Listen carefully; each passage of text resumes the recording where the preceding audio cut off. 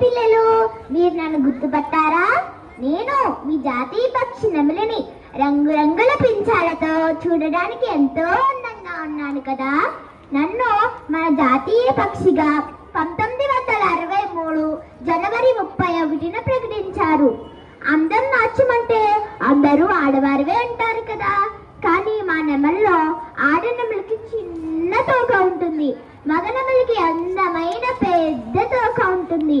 అందుకనే అందాన్ని నాట్యాన్ని మగనెమలి అయిన నాతో పోల్చి చెబుతారు.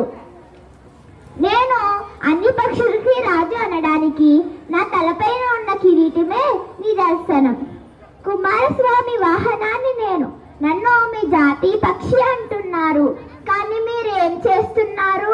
నన్ను వేటాడి చంపేస్తున్నారు.